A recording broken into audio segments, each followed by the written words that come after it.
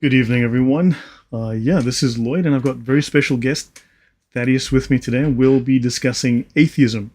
I watched Thaddeus do a talk recently on atheism. It was really good, and I thought he should really share it with everyone. I think it's relevant to all of us who have to deal with atheism and confront it, or especially when it confronts us. So, Thaddeus, welcome. Yeah, welcome. Thank you for having me on. I'm very excited today to talk about one of the most violent, evil religions ever invented by mankind, and not talking about Islam for a change. So why do you make that very bold statement, Thaddeus? What makes you say that? Yeah, well, atheism doesn't have a very long history, at least as far as being a major movement. Of course, there was isolated atheists here and there throughout human history, but as far as being a major movement, only between 100 and 200 years old, and already in that short period of time, atheism has led to the death of more people than the rest of human history from all other causes combined. Very true, and we've discussed this at length. Before I go any further, let me just say hello to I've got Dennis Villainous, who's had to leave, but thanks for stopping by. Just Janice, Stephen Young, welcome everyone. Ransford, PK, Yaya, Dragon, of course, always supporting us. Thank you very much for that. Sister in Christ, Rick Bass, welcome from Cape Town. Great to see you here. Dan Simpson, Noah Act. We've got Reasoned Answers in the chat too. And we've got, let's see, Chomnan Satan, welcome. New name, Anakatana. Stewards Impact Church, welcome. Tom, Gyokai. And Vegetal, of course. And PJ, welcome. Historical Christianity, most welcome. Vlad the Impaler. Pro-Life, Chloe, Dimitri, Gladiator. So welcome all. Thank you all for being here. Time Phaser and Martin Ackerman. So yeah, guys, thank you very much for taking this time on a Sunday to be here with us, and Thaddeus for joining me on a Sunday as well. Modern atheism started, from my calculations, from the history that I've done on atheism, roughly prior, but 270 years ago, roughly prior to the French Revolution, where it became an organized modern ideology, and it is the central, integral part of socialism. It is requirement for socialists to be atheists, and of course, it also was then bolstered by Darwin. Darwin was a devout atheist, and he promoted atheism. And in fact, Darwinism as an evolutionary ideology was specifically anti-Christian. So your thoughts on that, or your further thoughts? And Yeah, so we did several shows on atheism where you presented a lot of history that I had never heard before. It was very fascinating seeing the roots of atheism, seeing how they fought for a long time to have it recognized as a religion. And then, of course, today, any atheist that you talk to will probably be like, oh, atheism's not a religion. It's just a lack of religion or lack of belief. But they fought in the courts of the United States for a long period of time to have it recognized as a religion. The communist movement, of course, is well known and associated with atheism. But it was surprising to find that even before communism, even before Marx, that atheism was founded on violence. In the French Revolution, lining up priests to be killed, specifically because they were religious. It had nothing to do with politics or being opposed to the revolution or anything. It was just that the atheists who found a little bit of power were like, let's get rid of religion. How do we do that? We kill all the priests. yeah, it was atheism or death, a little bit like Islam or death. Atheism at the point of a sword, bayonet, or gun.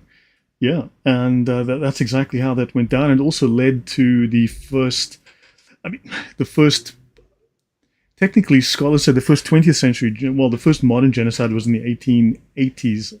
But really, the French Revolution was genocidal. I mean, they murdered, what, like 500,000 people? And they intended to wipe out all of Western France. So yes, it was genocidal. I mean, hundreds of thousands of people were murdered, dispossessed, and I mean tortured and killed in the most heinous fashion. So atheism did not lead to reason, and also atheists say we love science. Well, science led to eugenics. Science led to nuclear bombs. Science led to pollution in rivers, pollution in oceans, and egregious medical experiments. So science without morality, and atheism has no claim on morality. So yeah, your thoughts, that is. Yeah, it's very interesting that somehow, maybe 50 years ago or something, the atheist movement was centered primarily on claiming that there was no good evidence for God, that there was good evidence for atheism. But in the last 20 years, it's been almost entirely based on this idea that religion is evil. And specifically Christianity, because whenever they say religion, they really mean Christianity. They don't have a lot of typically, right? Because atheists come from the West, they don't have a lot of experience with any other religion. So what they really mean is that Christianity is evil, and that if we just got rid of religion, then we could all get along. That all war is caused by religion, essentially.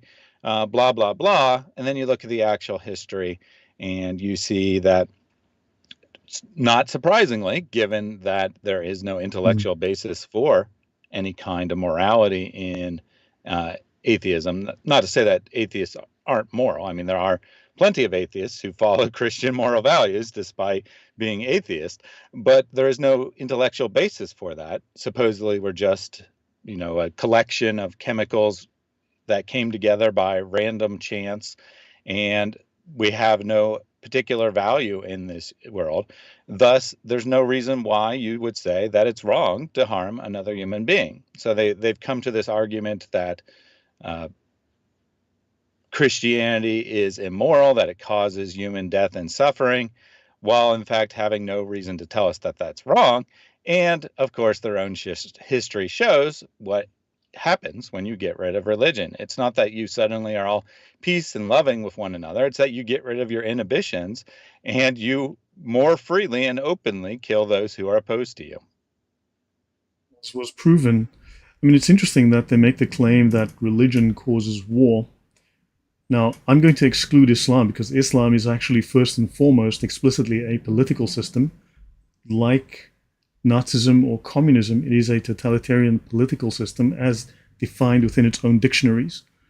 However, when you look at manuals on warfare, if you look at von Clausewitz on war, or you look at Sun Tzu's book on war, or any of these, you don't find mention of religion in these major manuals on war. So if religion is a major cause of war, why aren't major theorists of warfare including it as an integral part of warfare? Because it's conspicuously missing. Yeah, good question. If religion is the cause of war, how come none of the classic manuals on how to wage war say anything about come up with a great religious cause for your war, and that'll really motivate people, or anything Except in along those Islam. lines? Yeah, except in Islam. Except in Islam. Except in Islam. So yeah. So Thaddeus, do you want to get started? And I can bring up some odd references as we go through as well. So do you want to get started on your slides? I'm going to jump Yeah, yep. over. Go ahead and bring up the It's up. slides. So we're going to be talking about confronting atheism. So we've talked with some about the history in the past, and my presentation, while it may occasionally touch on that kind of material, is primarily focused on how a Christian should respond to atheism, how to talk to atheists, in other words. So I think the first crucial thing to realize is that there are basically two different types of atheists. There's the kind that we encounter on YouTube and elsewhere on the internet, who are very vocal. They are very confrontational. They think that they are the greatest thing in the history of humanity, that they are super smart and everyone else is incredibly stupid. Unfortunately, this type of atheist mostly just wants to play games. And we'll get to how to respond to them and talk a little bit more about that in a second. But I also want to point out that these types of atheists are very rare in the regular world, right? Not on the internet, Mhm. but in your day-to-day conversations. You'll encounter lots of people who, what I deem as normal atheists, this individual here who just kind of looks kind of bored and disinterested, who are not going around saying how evil religion is, are not spending all their time arguing against theism or Christianity, but just kind of don't have a lot of opinion and have defaulted into an atheist perspective, and how you talk to these two individuals is completely different. So we'll start with the internet atheist, or as I call it, the most boring conversation in the history of the world. Most predictable too. Yes, exactly. Because they always say the exact same thing. And they come into the chat, I bet you we'll get at least one today at some point, and say, you have no evidence whatsoever. Then you fall for the game and you start giving evidence, and they say, that doesn't count as evidence. You have no evidence. You are pathetic. And then you give some other evidence, and they say the same thing, because they define what counts as evidence or not. And guess what? It doesn't matter what you say. Whatever you say, they're going to say it doesn't count as evidence. That there is no evidence for Christianity or religion or a deity or anything like that. Then the other half of the equation is they'll redefine atheism. Classically, atheism is defined as a positive position that there is no God. Like, i.e., you're making a truth statement. You're making a statement that there is not a God. However, atheists today, and my cat is messing around and changed the slide on me. Atheism today, on the internet at least, is always redefining. Oh, I don't have any beliefs. I just have a lack of belief. Therefore, I don't have to answer for anything. You have to give all the evidence. I don't have to do anything. Or as when Lloyd came up with, I don't know, it was around 50 different dictionaries and 80. philosophical papers, academic works that 80. define atheism. 80, all in the same way, right? They all define it in the way I just defined it, as a position where you take a stance that there is no God. And they'll say, oh, that's not my dictionary. And an individual actually did that, right? During one of our streams. You know what's crazy is, like, I went to all of the major dictionaries. Yeah, but I went to all of the major dictionaries. I went to all of the major encyclopedias. I went to all of the major academic encyclopedias used in philosophy departments. I went to all the major textbooks from Princeton, Oxford, Cambridge, Harvard, and I went to the major PhD atheist academics in the world, right? And I had about 85 different definitions from atheists, and then atheists rejecting these definitions, but yet they tell us, and most of these books are written by atheists, and then they tell us, well, you need to ask an atheist, and an atheist is allowed to define what an atheist is. Okay, so these PhD atheists are all wrong except you, who are some anonymous atheist on the internet. It's incoherent. I mean, it's completely incoherent. Those aren't real atheists, but this guy is, who's now embarrassed, and he's changing his mind and, changing the goalposts. Yeah, exactly. It's just a game because they don't want to have anything to defend. They want to sit up there and reject anything you bring. As Stephen Young said in the chat, saying atheism is a lack of belief makes the term agnostic redundant. Yeah, we have a perfectly good term for someone who doesn't have a position, or even goes so far as to say it's impossible to know the truth. That person is an agnostic. However, the atheist, for whatever reason, I don't know why it's so important to have the exact term atheist, but they insist that they are actually atheists when they have a position that's normally defined as agnosticism. But whatever, right? They want to claim something. I can't force them to stop claiming the term. All I can do is force them to have a conversation, which is what I would do with this internet atheist. So before giving any evidence, right, they always demand evidence. But before you do that, you got to force them to set the standards. So they can't just play the game, right? They can't just play that doesn't count as evidence game, because they have defined the standard. Or alternatively, if you want to be more confrontational or take them on directly, you make them prove they're human beings. So the atheist comes into the chat and they're like, prove to me that there is a God. And you say, I'd be happy to, right after you prove they're a human being. And then you play the same game. They're like, what do you mean? I'm on YouTube typing right now. How do I know you're not a computer? How do I know you're a bot? Well, I'll fly over there and come to your house. How do I know you're not a hologram? How do I know I'm not in a simulation, trapped in a computer, and I'm just a mind in a vat somewhere? So it's kind of silly, but it forces them to see what they're doing. See the game that they're playing and play their own game. Yeah, no, they need to define what evidence is because, as you say, otherwise they will reject everything. So, what is the standard of evidence that we can meet? And what is odd is when I talk about the history of atheism by very proud, very educated atheists that atheists appeal to historically, like the people of the Enlightenment, like the philosophers of the Enlightenment, they were devout atheists. They were rabid atheists. They are the atheists that people appeal to historically as the example of good atheists.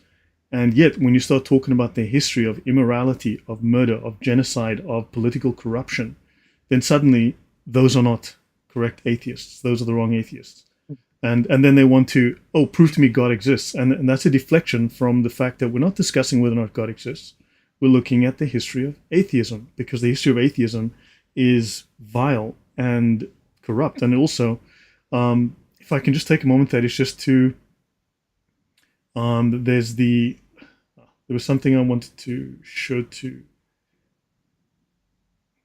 Sorry, I just made a wrong mistake. I clicked the wrong button. Someone asked me about atheism and communism. This is Lenin saying that we do not and should not set forth our atheism in our program, that atheists should not generally be upfront about their beliefs because they want to ally with theists, with Christians. However, this doesn't mean that they accept Christian beliefs. They want to use them for their purposes and then co-opt them, subvert them. We shall always preach the scientific world outlook, and it is essential for us to combat the inconsistency of Christians. Down with religion and long live atheism. Now, this is Lenin. Of course, he wasn't a true atheist, but I want you to look at these quotes from Lenin here. Atheism is a natural and inseparable part of Marxism, the theory and the practice of scientific socialism. Now, he just spoke of scientific atheism. The term scientific atheism is a Marxist-Leninist term, right? And atheists all claim to be scientific atheists. The basis for Marxism is absolutely atheistic and hostile to religion. And atheism is an integral part of Marxism, and we must carry on propaganda in favor of atheism. And our program necessarily includes the propaganda of atheism, the publication of the appropriate scientific literature.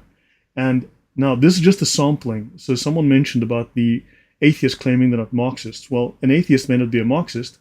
However, his ideology aligns with that of Marxism.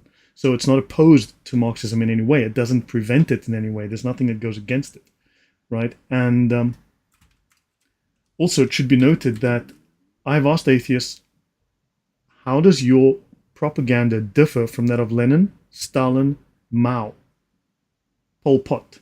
How does your propaganda against Christianity differ from these major totalitarian genocidal leaders? I've yet to receive an answer, but the correct answer is it does not. It's exactly the same propaganda. So therefore, effectively, they are Marxists. Your thoughts on that, Thaddeus? Yeah, I would agree that, well, obviously I think that Lenin is doing something evil, but I would agree with the principle here that you have to get rid of religion, you have to get rid of Christianity specifically in order to accomplish the aims of the state, the communist state, because religion stands opposed to what they have to say.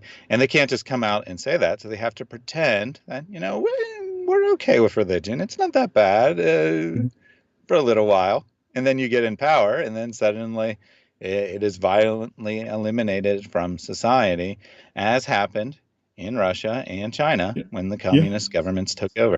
And before someone claims that Stalin was a Christian, was a Catholic, Stalin was Georgian Orthodox, but he was kicked out of two seminaries.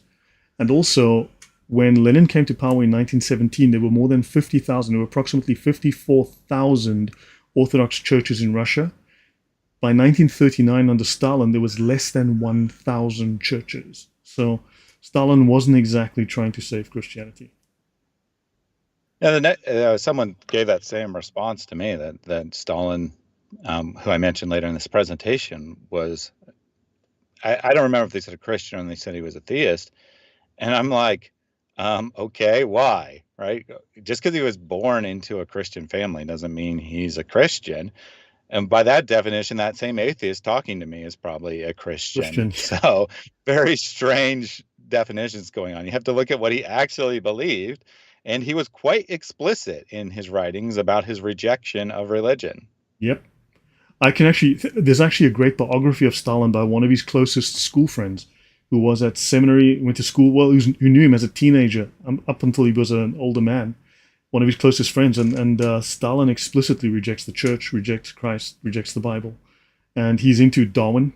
He's seriously into Darwin. So yeah. Exactly. All right. So that's how you deal with the internet atheist. Usually you probably won't get anywhere, and that's okay. Don't waste your time talking to someone who has zero interest in the truth, right? This is someone who is very happy to just play a stupid game like a small little child. So let's come to regular atheists and start by asking this question: is atheism coherent? So there's a reason why these online atheists always talk about denial, right? That they always try to deny evidence, they try to redefine terms, and that's because there's not really any good evidence for atheism. So they know the only way to play the game, the only way to quote unquote win, is to stay on the defensive, or I mean, stay on the offensive, where the other person has to do all the work. They don't have to defend anything.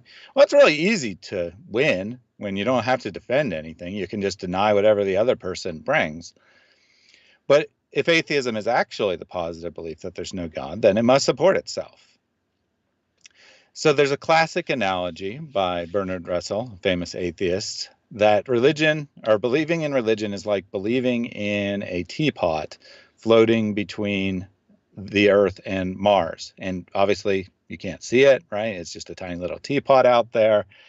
And thus, it's perfectly rational not to believe in it. And he says that religion's basically the same thing, that there's no evidence for it. You can't see it. It would be silly to believe in it. But in fact, theism isn't based on blind belief. It's based on the preponderance of evidence.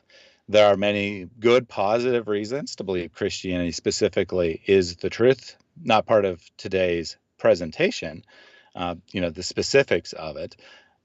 But there are many good, positive reasons. And the only reason I'm not going over them is because if I went over all the reasons to believe in theism, we'd be here until next Sunday, speaking continuously, right? There's tons of evidence. And in other times, in other places, I'd be happy to give some of that evidence. Meanwhile, there's zero evidence for atheism. So there's a good, and actually, the teapot, there's a good reason to believe there isn't a teapot in space. It's not the same scenario. Well, Bertrand Russell also claimed that during the Spanish Inquisition, 9 million witches were killed. That's like literally half the population of Europe at the time. Mm-hmm. So the teapot, a teapot is something that a human being makes, right? You don't just expect there to be a teapot. Like, let's pretend that there were aliens on some other planet. You wouldn't expect them to have a teapot because it's something specific to human beings that we've made. So for there to be a teapot in space, there would have to be a human being who sent it into space. Well, we have a history of what human beings have done. And even if we didn't have that history, why would someone send it there? So there's no good reason to be looking for a teapot in the first place, whereas there is good reason to be looking for a God. The world, for example, seems to be designed. That doesn't necessarily prove that it's designed or that there's an all-powerful deity, but it's a good reason to be looking for a deity. So we're not on an analogous situation whatsoever.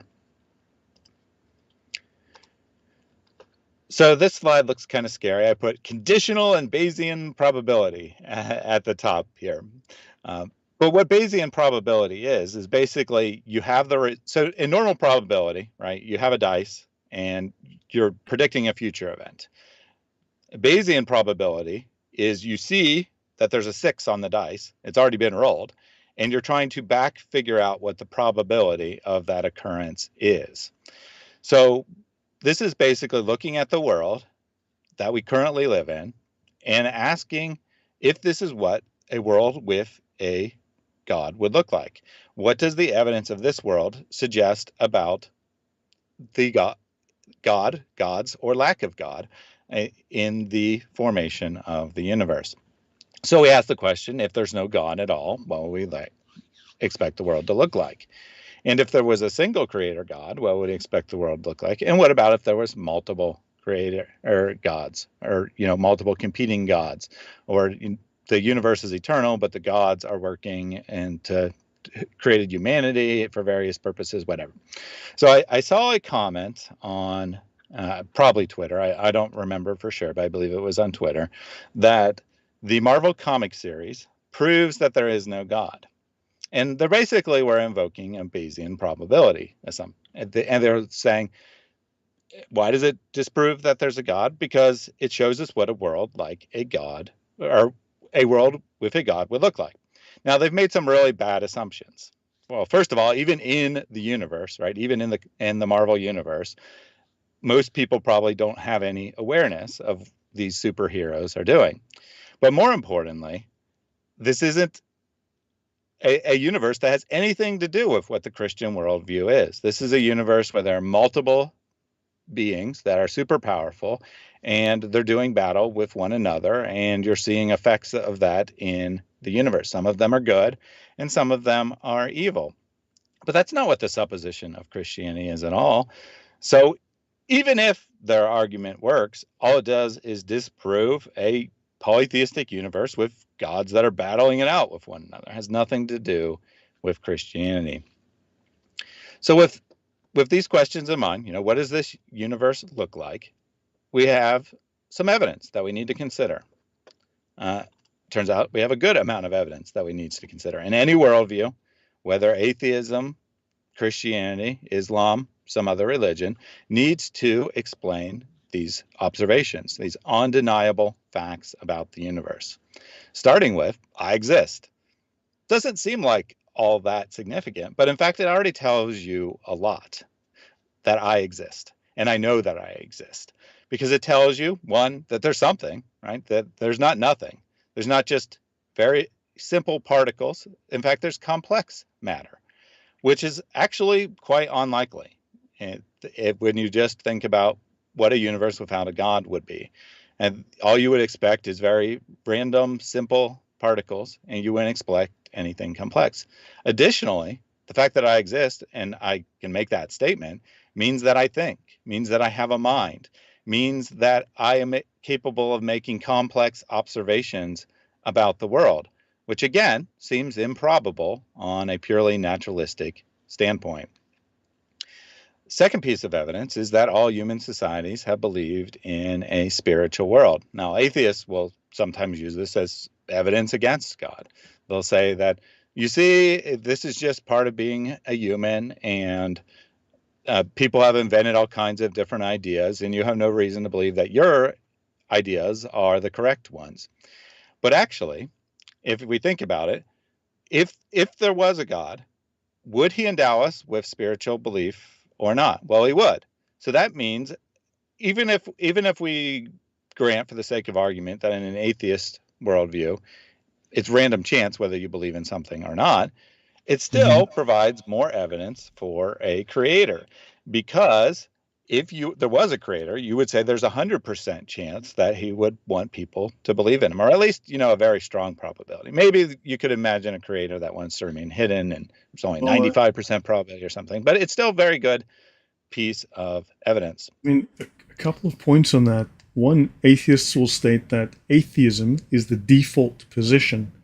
But if we go back in history, as far as humans have history, we realize that the earliest of our monuments, of our architecture, is religious in nature.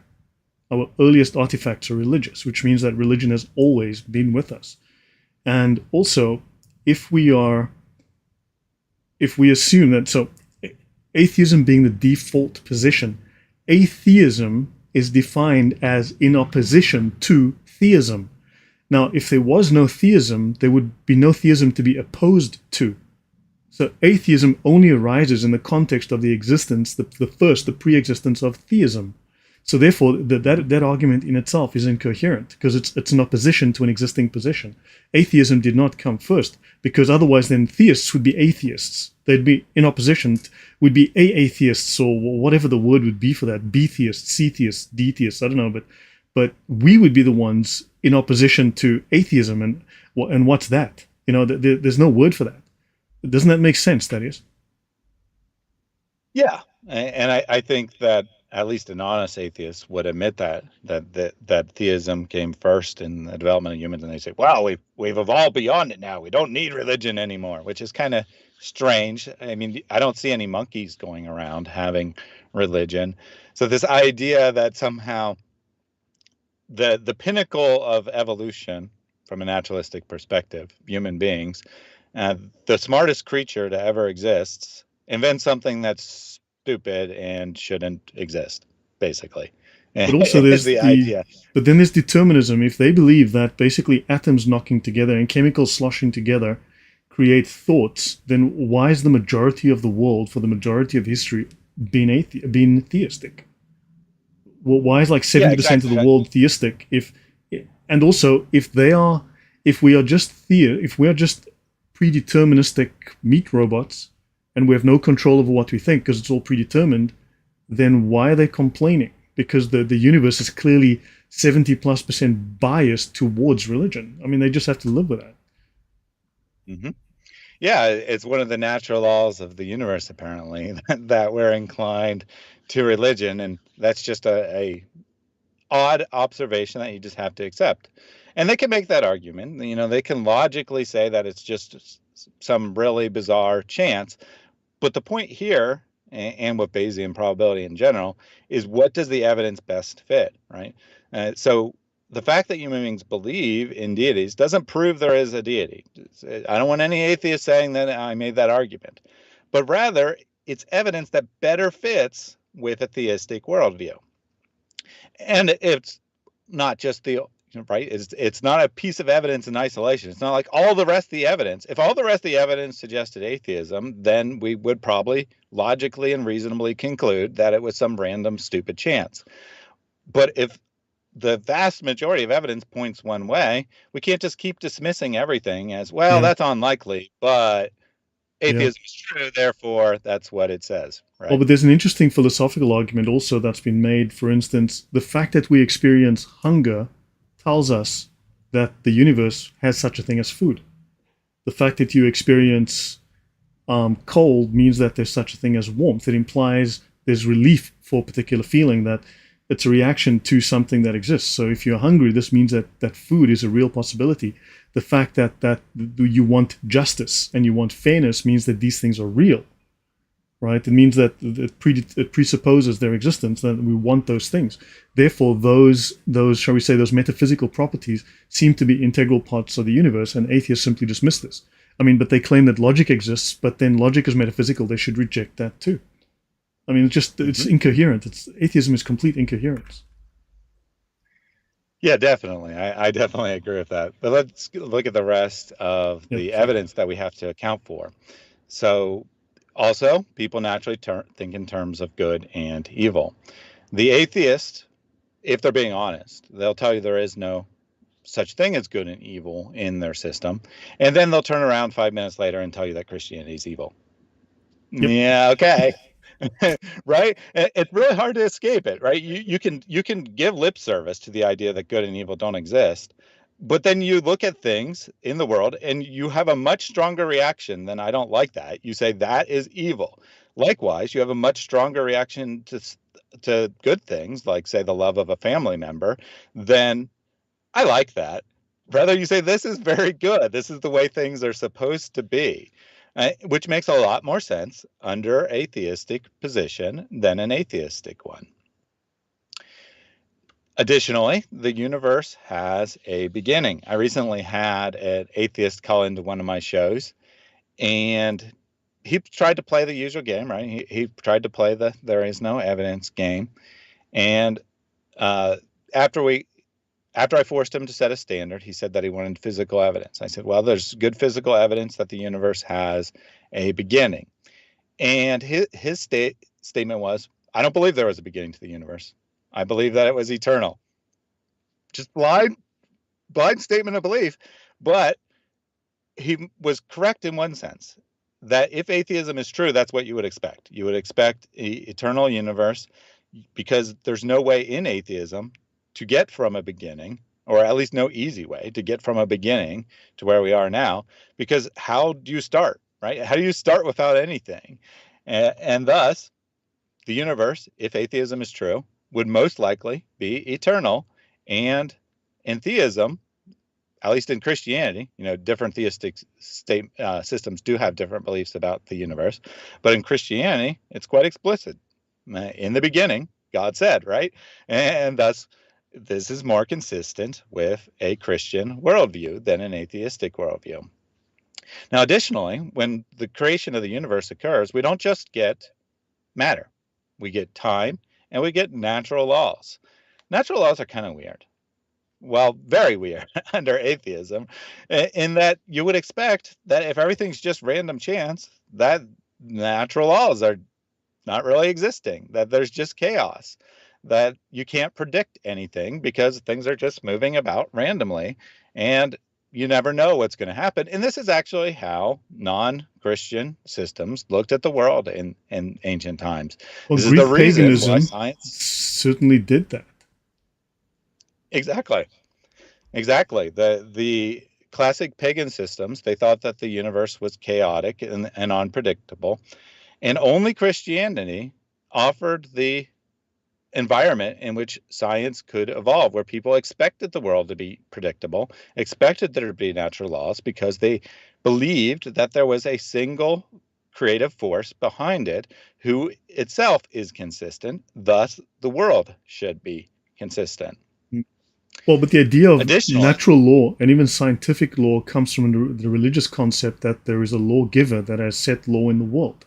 So that idea that they appeal to actually is a religious concept based on the Christian idea that there's a lawgiver that is rational, and the world is reasonable. exactly.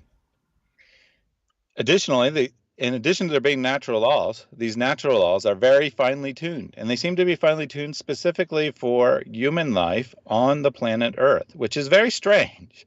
The atheist will say, "Oh, I don't care what the probability is." I've had many atheists say this to me. I don't care how improbable it is. I don't care how unlikely it is that all the natural laws be perfectly aligned. The only reason that they're perfectly aligned for us is because we're here, i.e., the laws were set, and then we came to be because of the laws. But that's still very inconsistent, right? So they can say that. They can say, "Oh, I don't care if it's a number so astronomically large that it's impossible even to describe in terms that have any meaning to human beings," which is true, by the way. As long as we're here, that's good evidence that the laws, that it was blind chance. Okay.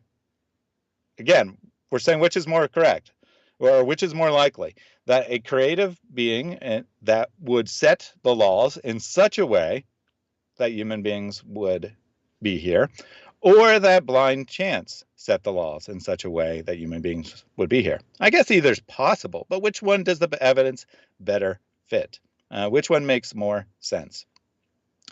And then finally, another one that atheists bring up from time to time is, "Oh, there was 100 million gods in the ancient world."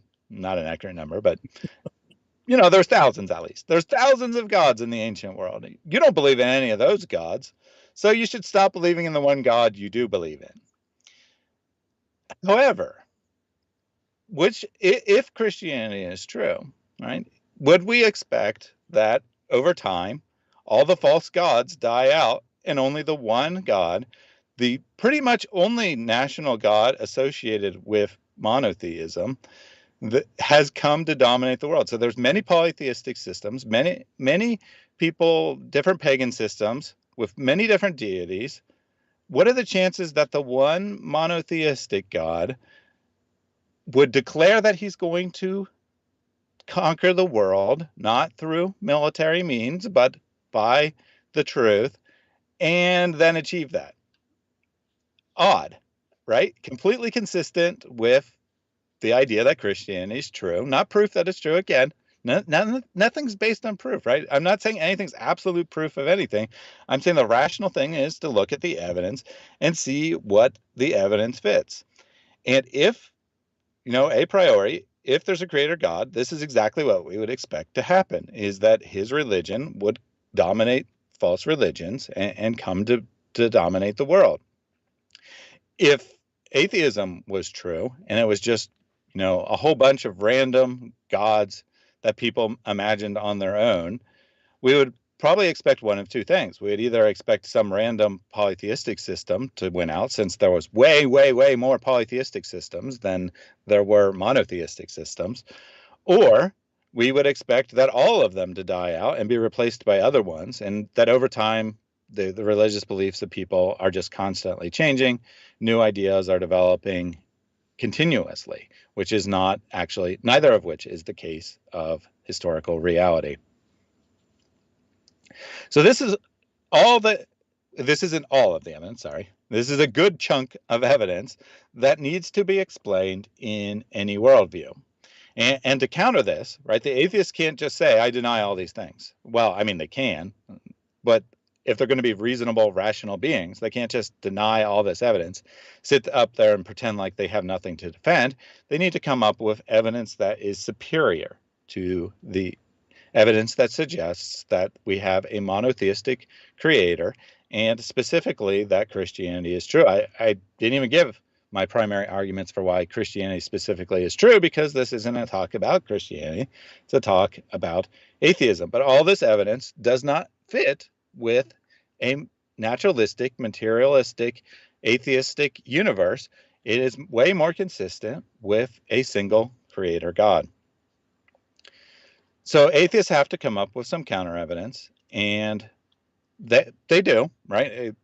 When you talk to non-internet atheists, they will typically give some sort of explanation or ideas for why atheism is true. And the most common explanation is that there is suffering in the world. Classically stated, the problem of evil is as follows. If God is all good, he should want to eliminate suffering. If he's all powerful, he should be able to do it. Why then do we observe suffering? And this does create a real problem. And suffering in the world is definitely something that theists have to explain. But here's the thing. It's just as much of a problem for atheists, because the atheist has to assume that there's actual evil in order to prove that there's no actual good. He has to assume that suffering is an evil and not just something that you dislike. If it's not evil, if suffering is just something you dislike, then it's no different than, say, I don't like strawberry ice cream. The existence of strawberry ice cream isn't something that disproves the good. It's just something I don't like. And if suffering isn't actually evil, then you're in the same scenario where the atheist doesn't have any reason to deny good. They just have something they don't like. Additionally, polytheism offers a very easy solution to the problem of suffering.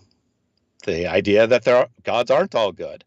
There might be some gods who are good, and then there's other gods who are evil, or maybe all the gods are complex beings who are not purely good, that they're partially good and partially evil. Perfectly easy, rationalistic explanation. So why then does suffering lead people to conclude that atheism is true? Shouldn't it make people don't you find that atheists who present this argument of, why doesn't God, the fairy godmother, grant my every wish, give me a bicycle of the color that I want, and why doesn't he help me to get a date on prom night, because and why didn't he help me get the pocket money that I wanted or the job? Don't you find that they tend to present a very fairy godmother / genie of the lamp type god that they want favors from because they're special? Yeah, I think so. I think that I think that it's partially due to a misunderstanding of what God is. But there's a bit of a me.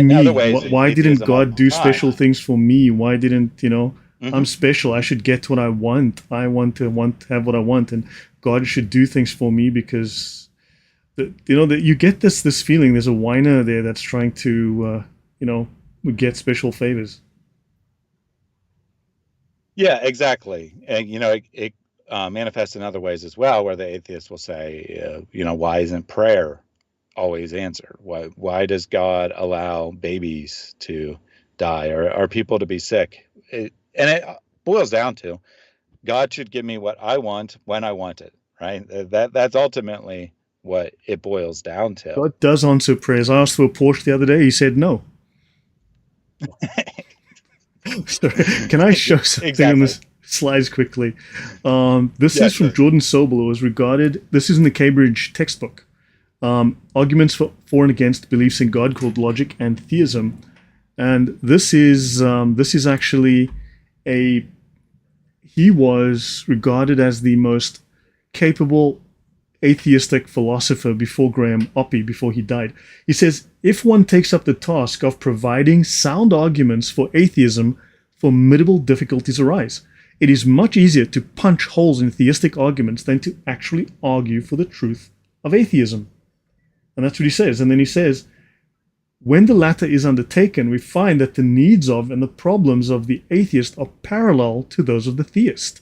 To impose the same restrictions upon the atheist is to show that the position is at least as inadequately defended as theism. And atheism is no less a matter of faith than theism. And this is from a top academic textbook from what was regarded as the top atheist academic of the time. Yeah, some rare honesty there. I agree completely with his statements. And having talked to countless atheists over the years, I find this very much true on an average level. The only difference between the average atheist and the average theist in terms of level of argument or quality or intelligence or anything like that is the atheist thinks that he's super awesome, that he is the most intelligent being in the world, whereas the average Christian understands that they are a imperfect being with imperfect arguments, and that having belief is an element of religion. That's not to say that religion is blind belief without good reason, but rather that you can't prove anything in an absolute sense. And thus there is an element of saying, okay, all the evidence points one direction. I'm going to take that step and trust the accuracy of the evidence, because you can always deny the evidence. You could say that super powerful aliens are trying to trick us, and thus why all the evidence seems to point in one direction.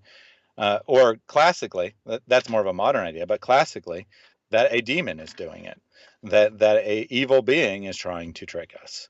And you can't really argue against that, right? You can't really find any evidence against it, but you also can't find any evidence for it. So the rational thing to do is go where the evidence leads, and with the background assumption that our observations are correct, which incidentally is the fundamental assumption of all science, that you can't do science without assuming that you have the ability to make accurate observations of the world. Buddhism often denies the existence of the physical world, that they would say that it's all an illusion. Can you prove it's not an illusion? I mean, you can't really, but you also can't provide any evidence that it's an illusion. So the rationalistic thing to do, the scientific thing to do, is to look at the evidence, assume that the evidence is reliable, and come to conclusions. Getting back to the problem of evil, in addition to the fact that this would, if anything, this would support polytheism, not atheism, Christianity also has very good answers to the problem of evil, to the reason why there's suffering in this world. In fact, it is the main theme, right, of the Bible is that humanity fell, that the world isn't the way it's supposed to be, that we expect there to be pain and suffering in the world. And it's because God has chosen to endow us with free will, the opportunity to reject him, but on the flip side, the opportunity to accept him. That it seems that suffering is a natural consequence of giving people the ability to love, the ability to freely choose the good of another. Additionally, uh, in addition to everything I said above, in academics, the problem of evil is not seen as a good argument. The strong form, the one that evil rules out the existence of a good God, is rejected broadly in philosophy. That over time, philosophers have come to realize, and by philosophers, I mean including atheist philosophers, that this is not a strong argument because there are alternate explanations. It's simply a piece of evidence that might count for the atheistic side. So you have all that evidence that I provide on this first side, and then you have a fairly weak piece of evidence in the problem of evil. I mean, atheists are On claiming to answer some very big questions. Atheists can't even define what a woman is.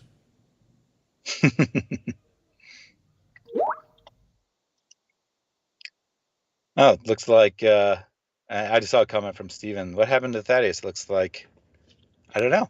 It looks fine from my end, but on the broadcast, it's just showing the Skype symbol. So as long as you can hear me, I'm not really concerned. So if people could let me know that I'm still being heard, I then can hear you we'll just continue on. fine. Who's not hearing you? Yes, we can hear you. Okay. Yep, everyone can hear me. So Yeah, you know, not a big deal if they can't see YouTube plays with my channel. I get weirdness like this. It's something YouTube does. So, but you sound just fine. All right. Yeah. Don't worry about my picture. Don't know what happened there, but as long as you can hear me and you can see my slides, you don't need to see my face anyway.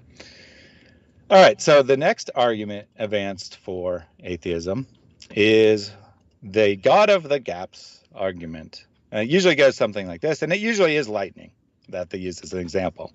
Ancient people used to believe lightning comes from the gods, and this is somehow supposed to be evidence that Christianity is false because ancient people had a wrong belief.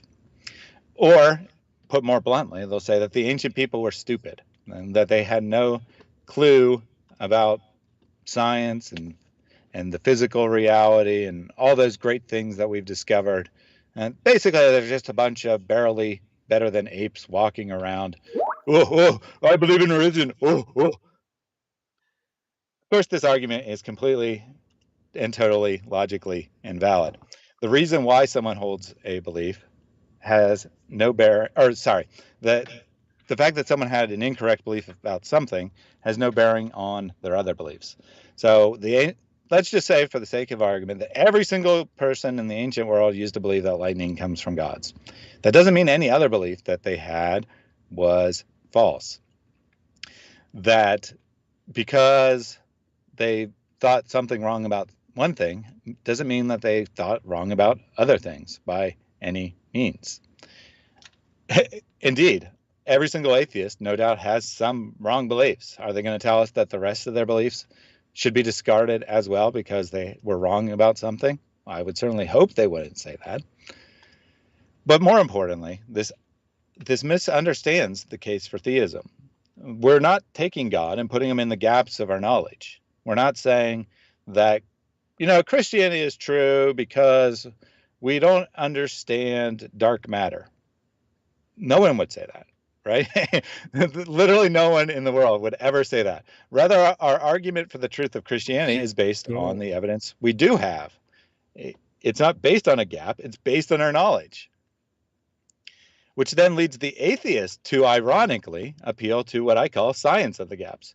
Yeah, we don't understand how natural laws could be so finely tuned right now, but someday we'll figure that out. Yeah. Did we just lose your image, Thaddeus? I'm not seeing your image. I'm just seeing the Skype logo. Yeah, that's what I was alluding to earlier.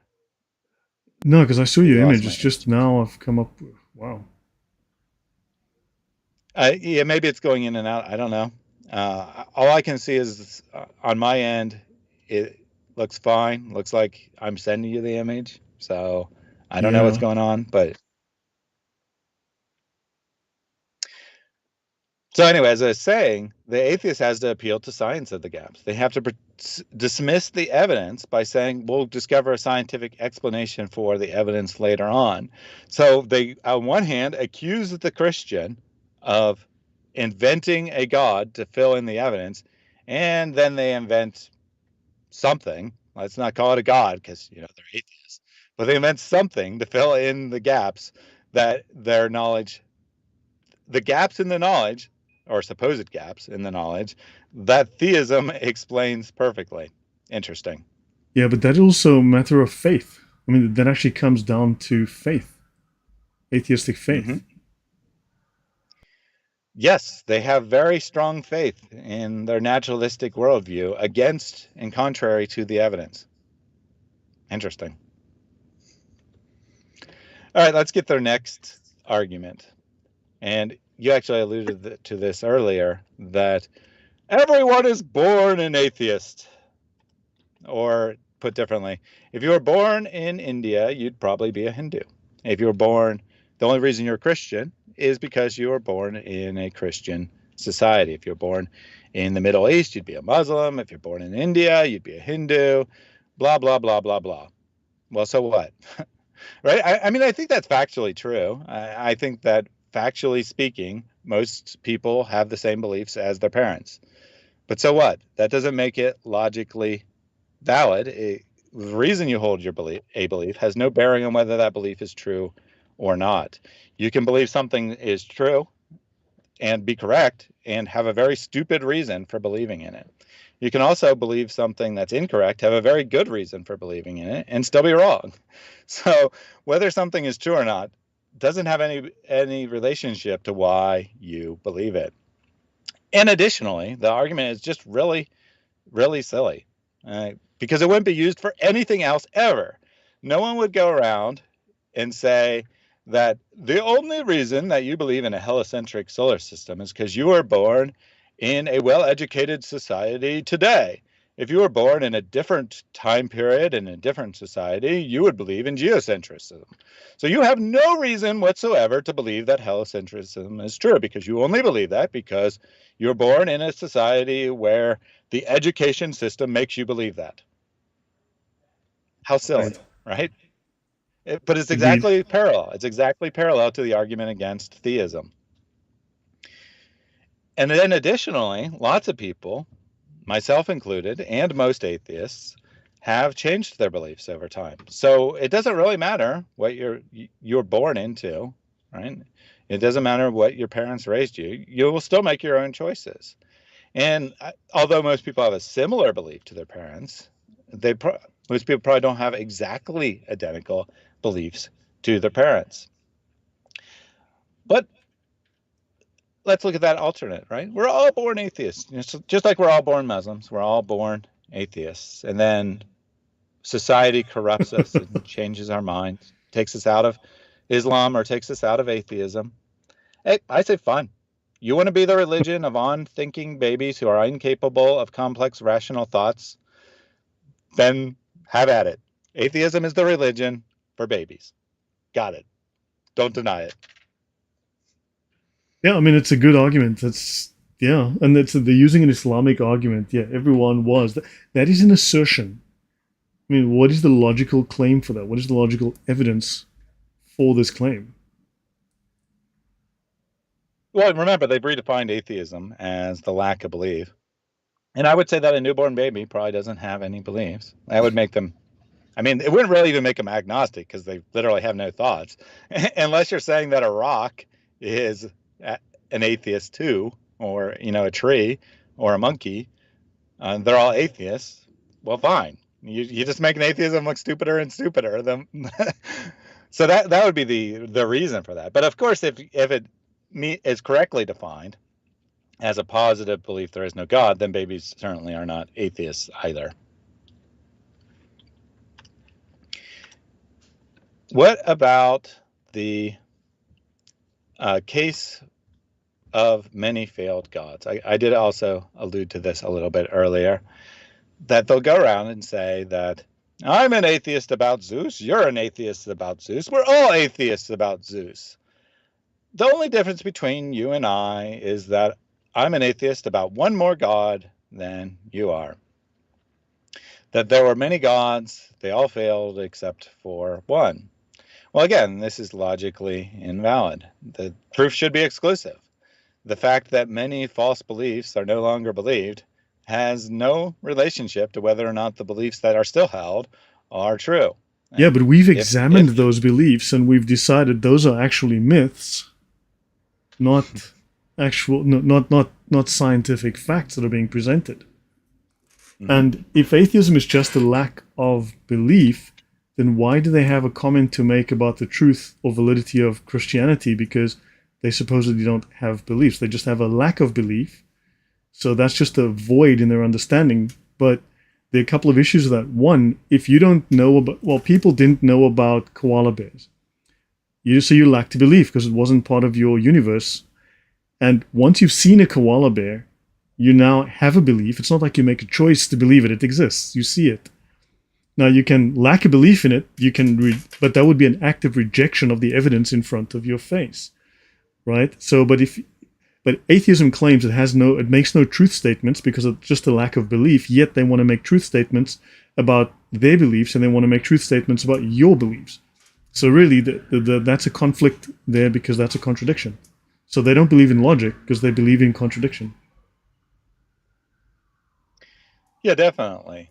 And again, under the background assumption that, or sorry, removing any background assumption, if theism was true, if specifically monotheism was true, what would you expect? Well, you would expect one God to triumph, and that false beliefs would die out.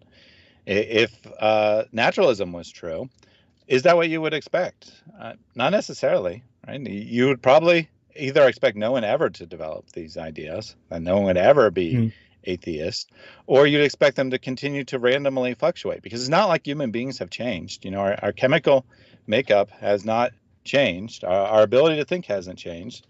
On one of the Mm-hmm. previous slides, I said ancient people are stupid. Well, the atheist making that claim, which is totally false. People had just as much ability to think in the first century. They just didn't have as much accumulated technological advantage, but they had just as much ability to think as people do today.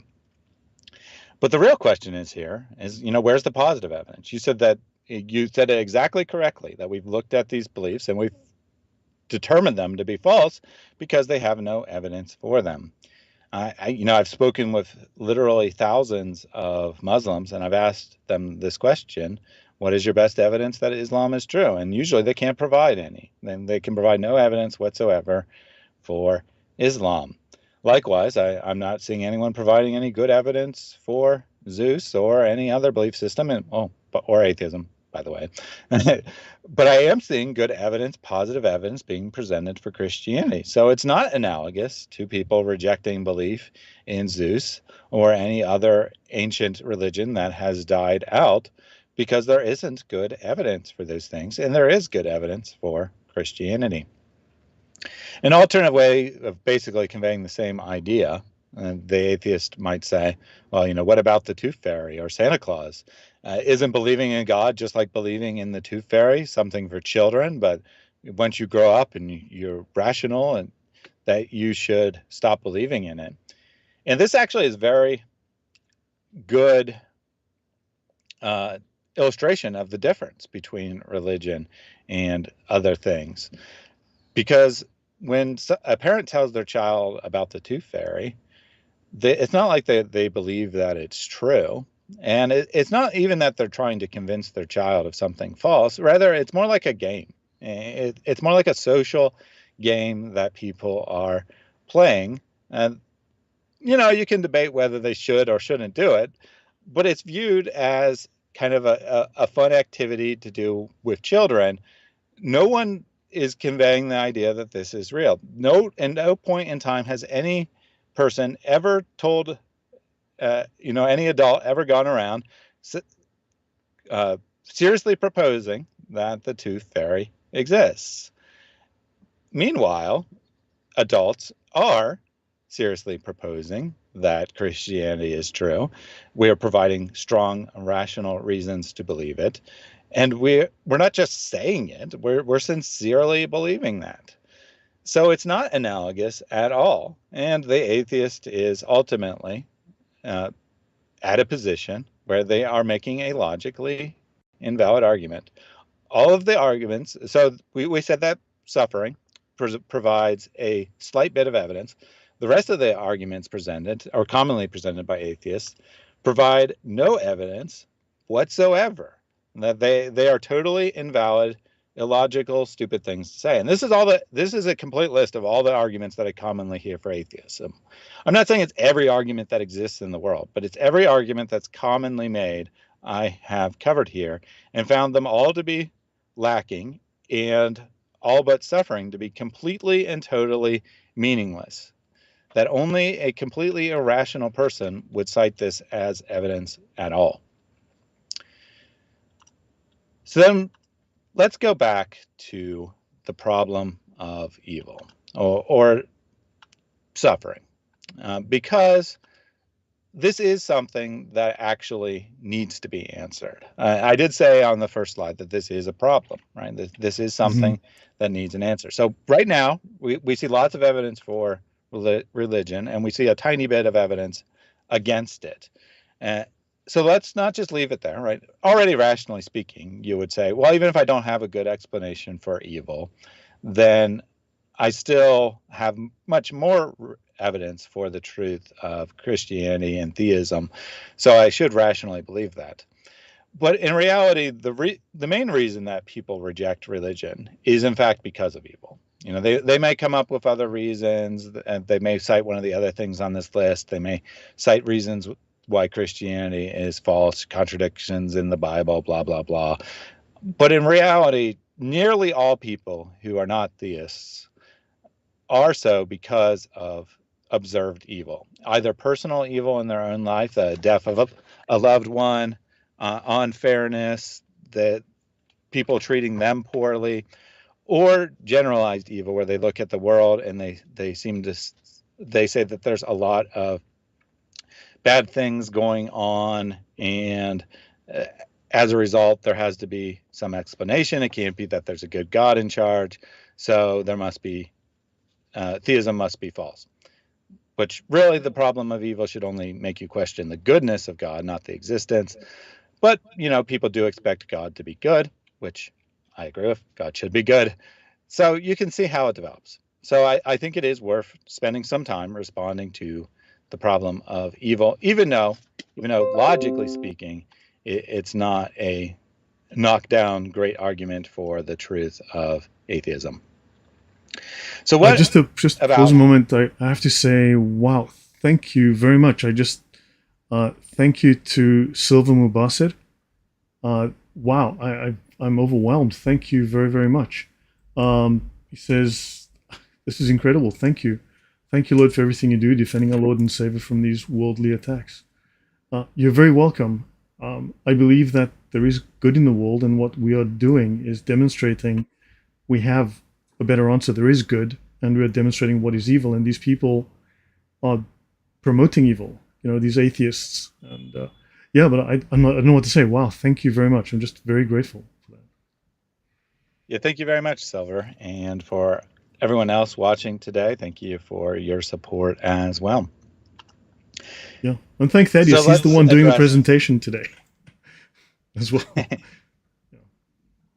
Hey, you know, we are one body, one community of believers. So you donating to Lloyd benefits the body just as much as a donation to me would. So I'm very appreciative of that. So let's revisit the problem of evil, and let's see if we can really address this. So it will come in a couple forms. One will be hypocrisy, that religious people do evil things, which is it's not a compelling argument logically, but it's a very compelling argument emotionally, right? If you see someone who's supposed to be the best follower of their God doing evil things, then what does that say about their God? Or what does that say about the effectiveness of their religion? Or they might say that the God of the Bible is evil, that in the Bible there are events described which we would consider evil, that are at least nominally endorsed by God, and thus, well, the God of the Bible might be evil. Maybe he exists, right? Atheists will say this today. They'll say, maybe he exists, but even if he does, I don't want to follow him because he is evil. Very interesting morphing of the argument over time. But again, what is there? mean, do they have like an atheist 10 commandments that we can look at? Because every atheist defines atheism for himself.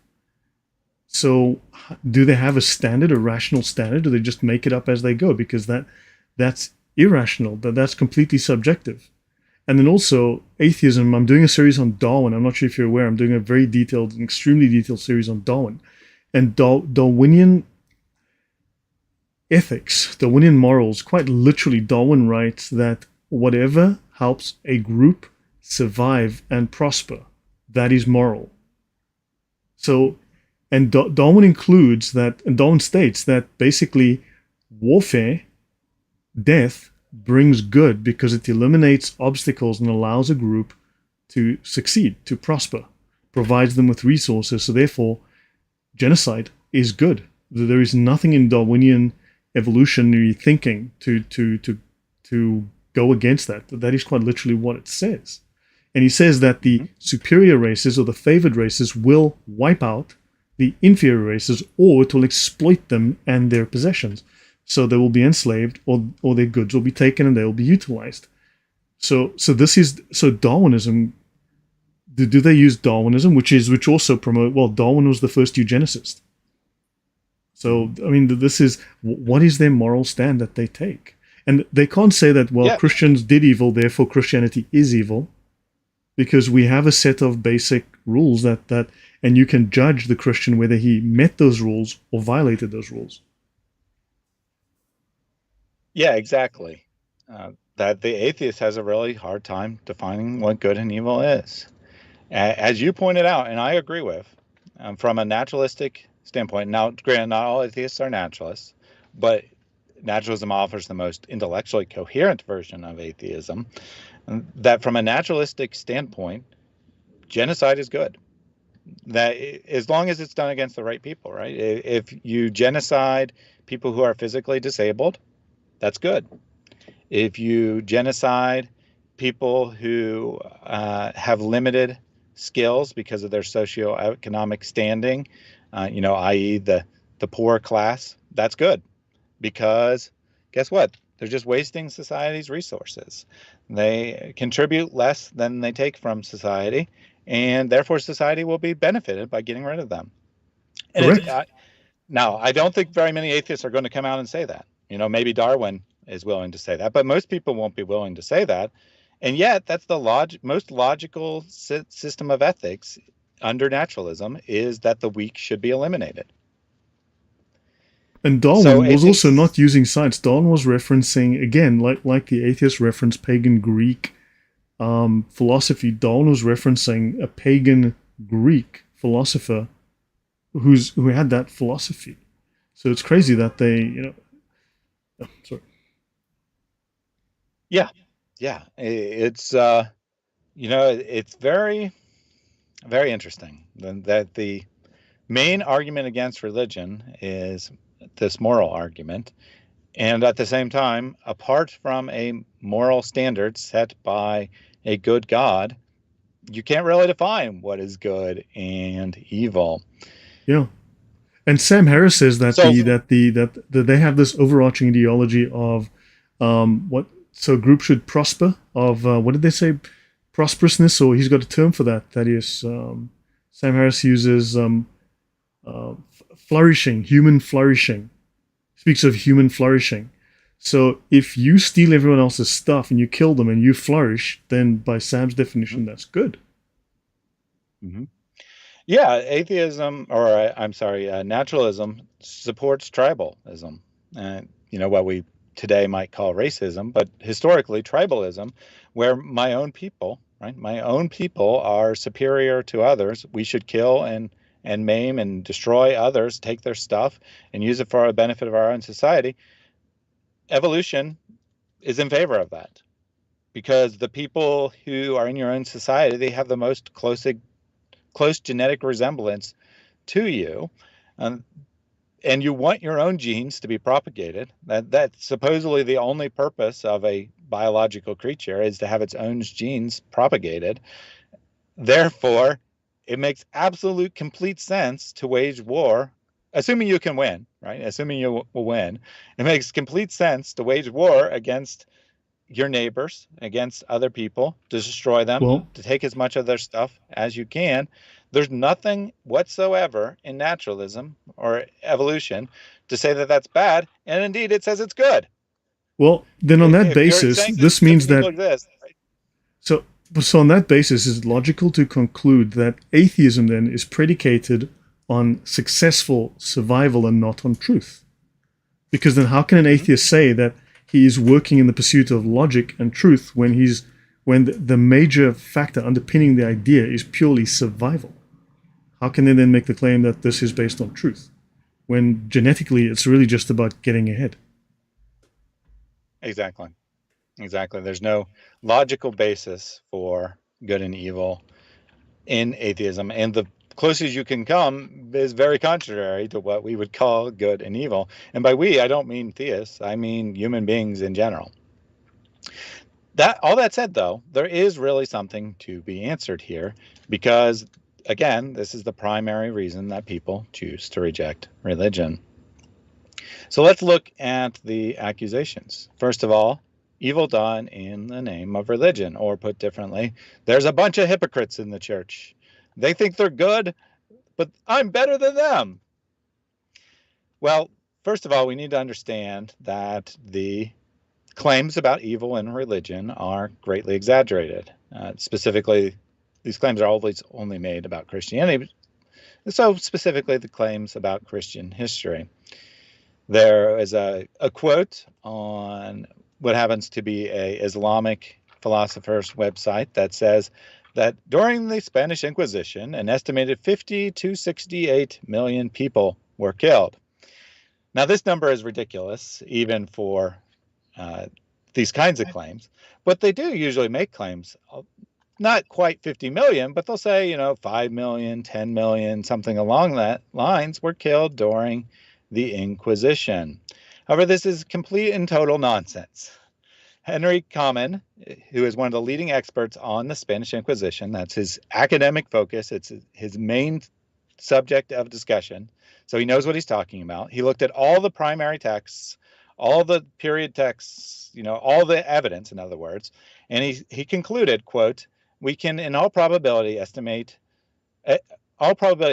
the estimate made on the basis of the available documentation that a maximum of 3,000 persons may have suffered death during the entire history of the tribunal. Yeah. So you got people going around claiming that millions of people were put to death during the Spanish Inquisition, and the evidence suggests that it was 3,000 people over a Yeah, in period of fact, several some of those hundred numbers are years. down as low as. Remember, those comments were made in the 90s when those archives were first opened, and they've had another round of examination of those archives not that long ago. Those numbers could be as low as 800. I've seen figures as low as Right. 800. So it's Yeah, so he said a 2,000 seems to be a reasonable number somewhere in the middle. Yeah, he said a And then also maximum Mr. of 3. Teapot earlier, I mean, remember he said that 9 million women were killed as witches. I mean, no wonder he's talking about teapots in space. The man's head's in space in the teapot. Yeah, Indeed, Thaddeus, that's how my many next slides do you have example. left? Because I try not to go like over an hour and a half on my channel generally. What's Yeah, we're close to the end. okay? We got 5 slides left, but that includes the conclusion, and several of the remaining slides are very brief. So my other example, which you just alluded to, is 9 million witches. This figure is thrown around all the time. Yeah. And However, also, actual that's over experts, 400 years, as someone said. But in fact, it's more than 400. It's more like 600 years. So if you take 3,000 people over 600 years, right, that's like 5 people a year or something. But if you look at 87 years in the 20th century, atheists killed 150, 250 million people in just 87 years.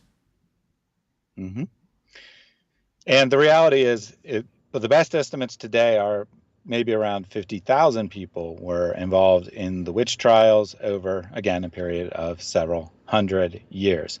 Now, that's not to say that these 50,000 people or 2,000 people in the Inquisition, that their lives don't matter, that they, that somehow justifies what happened to them. It doesn't. But at the same time, if atheists have to greatly exaggerate the numbers, that probably tells you something about the validity of their claims. Meanwhile, they say that nearly all wars are caused by religion, and in fact, the reality is the exact opposite. Lloyd looked at the Big Book of Wars, I think it was called, I'm and just showing it. tabulated up. This is most wars here. I've got it on the screen. Islam Mhm. compared to, so the blue here is all other religions. This is Islam alone. So Christianity included here. So 3.8% of all deaths in all warfare. Well, all warfare is from all religions. Then this 93% is secular wars. Islam is 3.2% on its own, and then all other religions on earth in history, 3.8%. And then I used here the Big Book of Horrible Things, which religion doesn't really feature much. And then, of course, if you look at the World War One and Two, yeah. So basically, yeah, this is what, yeah. I have to Sorry? revise my slide there. I put 95%, but it looks like it's more precisely 93%. But the Yeah. point is, of course, the same, that very little of war is caused by religion. As you've already said, the atheist regimes in Russia, China, and Cambodia killed more than all of Christian history combined. All Christian wars, all Christian governments, all witch trials, all Plus all everything. non-Christian wars, all warfare. Yes, and all non-Christian wars over a period of 100 or so years, 120 years. They killed more people than the rest of human history combined. Now, what about child predators in the church? This is another one that we get a lot, that Catholicism is evil because the priests molested children, and I'm not by any means diminishing that.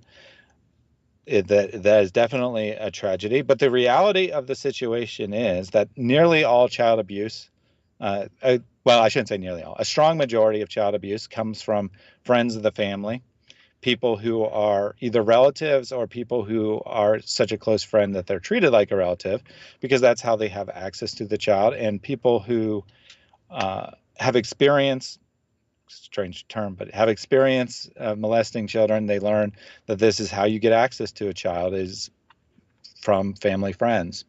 And then beyond that, school teachers are the next most common abuser of children. So why exactly are religious figures being signaled out? Well, it's because no one wants to admit that their school teacher might abuse their child. But if you say that a religious person might do it, that gives you a reason to reject religion. And of course, evil is the expectation of the Bible, that we live in a fallen world. We are creatures in rebellion to God. We expect evil in the world. But here's the thing: atheism offers no solution to this. However, Christianity does. That there is hope.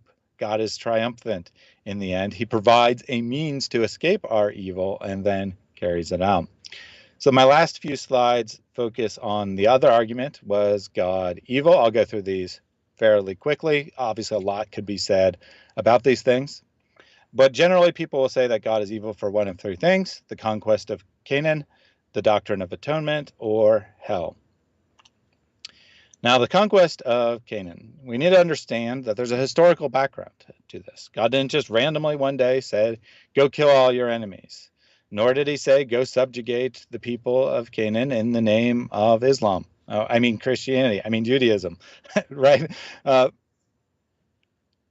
So there's a historical background. People had a long history of rebellion against God, and they were doing horrific things, not just things that you or I would consider horrific, but things that everyone in the modern world would consider horrific. Then additionally, to the historical context, you have to ask about the moral context. Who has the right to take a human life? Regardless of how you feel about capital punishment, I think everyone would acknowledge that there's a substantial difference between me going out and killing someone and the government, after proper trial and whatnot, chance for appeals, blah, blah, blah, executing someone for committing a heinous crime. I think everyone would agree that at minimum there's a substantial difference between those two. How much more so then does God have the right to take a human life? If all life belongs to God, then he has the right to take it. I worked at a big box store in my teen years, and as part of orientation, the security guard's like, I'll arrest anyone I catch stealing.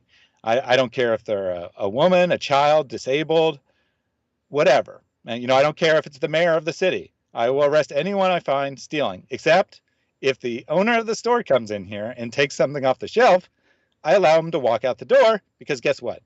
The goods ultimately belong to him, and our lives ultimately belong to God, so he has the right to take them.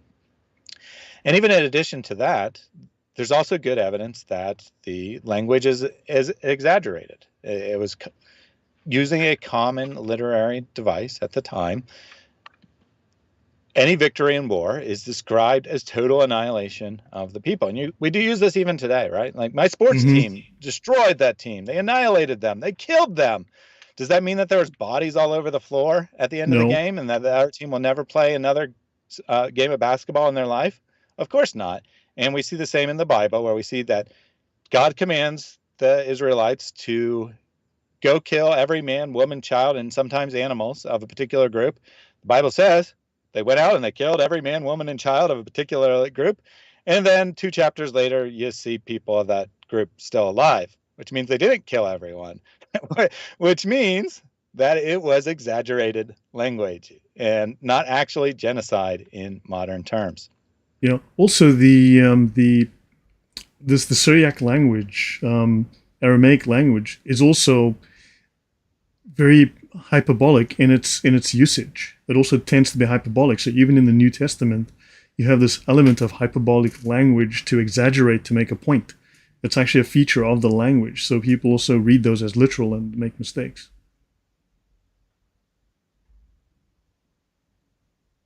Exactly. What about the doctrine of atonement? People will say that it's unjust. Muslims especially will say that it's unjust for God to send Jesus to die for our sins. The idea of substitutionary atonement is seen as reprehensible. But we see even in human law, right? Even in human law, we recognize the possibility of atonement. If I am in big legal trouble because I didn't pay my taxes for years, and now I'm facing jail time. Let's say I owe $20,000 in back taxes. I'm facing jail time. Well, maybe my parents or my uncle or a really good friend, they step in and they say, you know what? I'm going to pay that debt on your behalf. Does the court allow that? Yes, they do, right? Because the government wants their money. And then guess what? The legal penalties drop as well. You no longer have to go to jail for owing money on your back taxes because they've been paid. Now you say that, well, that's just money, right? We're talking about much more significant things. We don't allow you to atone for someone else's death, for example, and rightly so, right? That this is beyond what a human being can pay. A human being cannot pay for another's, make up for someone murdering someone. However, God is far above us. He has far more ability and justification for atoning, making up for our sins. And then additionally, right, we have to ask who is responsible. If I go out and I murder someone, who is responsible for that? Well, obviously I am. Obviously I'm responsible for my own actions. But that doesn't mean that no one else is responsible either. Maybe I was part of a gang and the gang boss was strongly encouraging me to go out and do this. Does he bear some responsibility? Yes, he does. He doesn't bear as much responsibility, perhaps, because I'm the one who ultimately made the choice. But people influencing me, they bear some responsibility. What about my parents? Maybe they were absent. They didn't raise me right. They took a total hands-off approach because they didn't really care about me. Do they bear some responsibility for my inappropriate behavior when I'm an adult, my immoral behavior as an adult? I would say they do. So if we can recognize that parties other than the one committing the sin act bear some responsibility for it, why can't God assume some responsibility for our sin? He chose to create us. He's all-knowing. He's all-powerful. He knew that we would rebel against him. He knew we would commit sins. So why can't he say, I am partially responsible? Yes, you're responsible, but I'm also partially responsible. I chose to create you. Therefore, I will assume more responsibility than I actually bear and pay the price on your behalf. And then finally, we ask this question, could it be done a different way? And I actually don't know the answer to that. I don't know if this is the only possible way that God could bring atonement. Muslim will ask us, how can God die on a cross? Why would God enter into reality and die? That's beneath him. It's pathetic. It's humiliating. And we see here Jesus in the garden praying like a Muslim. Of course, not really, but he is in a prostrate position, right? He's in extreme agony. This is something very difficult, even for God incarnate, to do. And I think that therein lies the reason he did it this way, because it shows his love. Could he just wave his hand and say that sin is forgiven? Maybe. I mean, it might compromise his justice. There might be problems, but maybe he could do it. Maybe he could do it anyway, like, Muslims kind of say that God should do. But it wouldn't demonstrate his love, and it wouldn't achieve what he desires, which is a relationship with us. Just magically waving the hand, or being a cosmic vending machine, giving you exactly what you asked for, exactly when you asked for. Yeah, it would make more people believe in God, probably. But it wouldn't bring us into relationship with him, which is what he actually desires. Which then brings the final question here. What about hell? Now, people's objections to hell ultimately usually boil down to, I don't like it. It's really icky, the idea of me going to hell. And I get it, right? It is really icky. It is really horrible. I don't like the idea of hell for me either, right? But then at the same time, the same person will say, but I also kind of do like it. If you propose to someone that Stalin, after being responsible for 10 million plus murders, I don't know the exact number off the top of my head, but definitely 10 million plus, maybe 50 million, that, God just waves his hand and he goes to heaven anyway. You say, that doesn't seem right. I think he should be going to hell. I think that there is a place for it. I just don't want me to be part of that. That's what it really ultimately boils down to. So really, it's I don't like hell. But then there is a question, how can finite amount of sin lead to eternal punishment? Because the classic, so-called classic, not really classic, but the classic doctrine of hell is that it's eternal conscious torment. Well, we have to ask this question, what is good and what is evil? If evil is a real thing, right? If evil is an absolute thing, then it does kind of seem odd that you would be tortured forever for a finite amount of sin. But what if evil isn't a real thing? What if good is evil? What if good is real? Sorry. What if good is real and evil is just the absence of good? It's not a thing in its own right, but it's the absence of good. So God is good. God in this life, according to Scripture, right, that he sends rain, he sends his blessings on those who are good as well as those who are doing evil. But then at the time of the harvest, he separates the good from the evil. Well, if you're separated from God's presence, you no longer experience good. And yeah, it's quite unpleasant, right? It is torment, but it's not God actively punishing you. It's not God actively making you be in pain, but rather it's the natural consequence of being separated from good. You don't acknowledge that God's good. You don't want to be part of his story. He says, fine, don't be part of my story, which then takes you outside of the good and subjects you to evil, which isn't a thing in its own right. Or alternatively, I said, it's not really the classic doctrine or the classic understanding of hell, of eternal conscious torment. And I say that because from the start of Christianity, there was three proposals. Universalism, where everyone goes to heaven eventually, maybe not immediately, but at least eventually. Annihilationism, where the good go to heaven and the evil simply cease to exist. Or the other doctrine of eternal conscious torment. Now, I don't think there's any good scriptural basis for universalism, nor do I find it morally justifiable. But annihilationism, I think, is justifiable by Scripture. I think that I don't have a firm position on this because I think there's good evidence in Scripture for both annihilationism and eternal torment. And I think that it does make sense that God sustains life. So apart from God, you simply cease to exist. So in the end, perhaps atheists will get what they desire, that they, or at least believe, and that they will cease to exist after the end of bodily life. But does that gel with the idea that there's a hell where people are tormented? Doesn't that go directly against Scripture in that sense?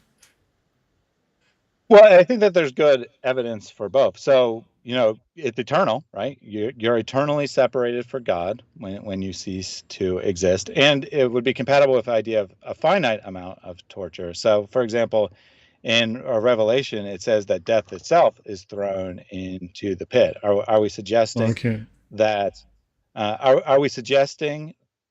It says that the flame is eternal, but a flame destroys things, right? So I think you can argue either way.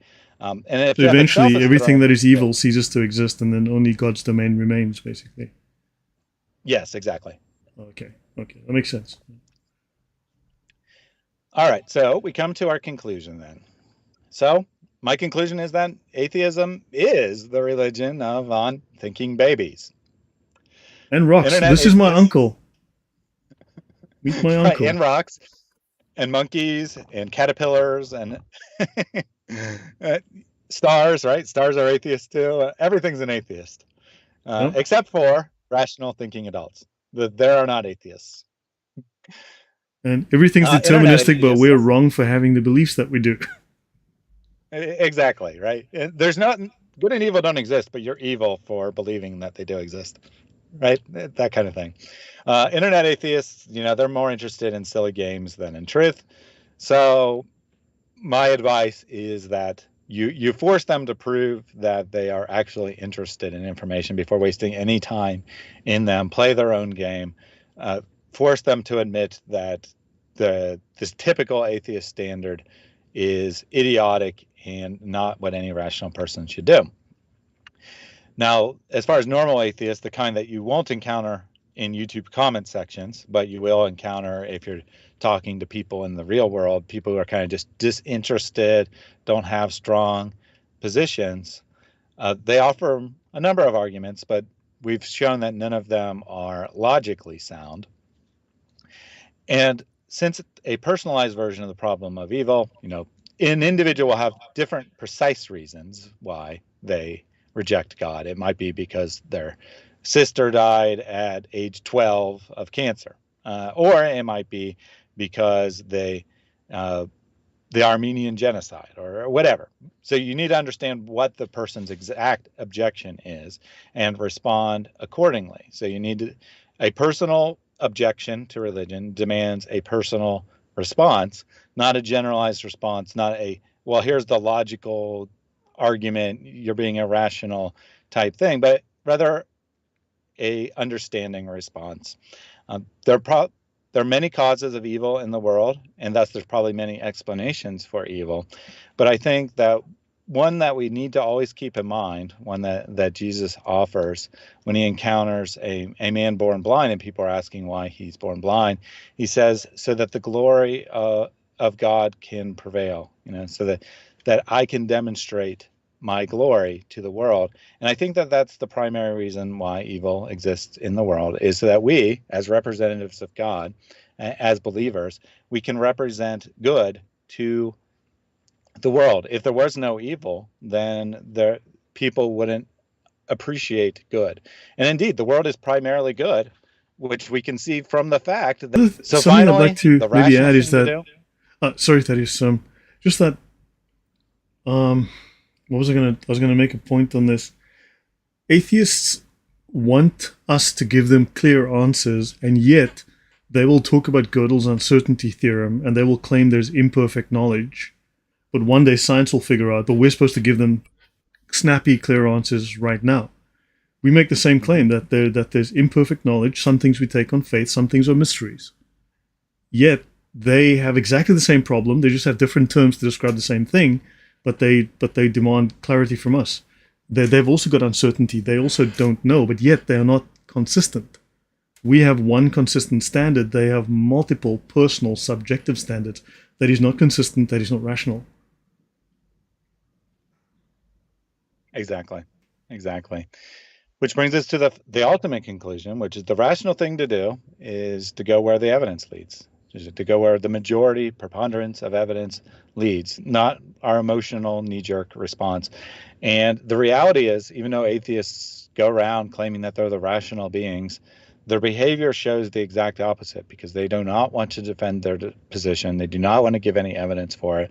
They just want to give emotional arguments why you shouldn't be a Christian. Because ultimately, in all likelihood, there might be exceptions, but in all likelihood, their own belief is based on their own emotional situation where they had a experience that made them want to reject God, and then they backfilled in so-called rational reasons to do so, but really it was an emotional thing. You So the know, rational thing to I'd do, the non sorry, I'd agree non-unthinking with you baby there. thing to do. So I'd agree with you there. I did some reading Good. today, and they said there's some new research being done into why people become atheists. And it was stated in this article I was reading that it's not a rational decision; it's an emotional decision, usually triggered by the fact that as a child growing up, the parents claim to be Christians, but don't act according to Christian rules and guidelines. And the child sees a disconnect, and therefore he steps out away from the religion. Therefore, they need to see consistency from the parent, that the word and deed match up. And yet, when they become atheists, then they also lack the consistency.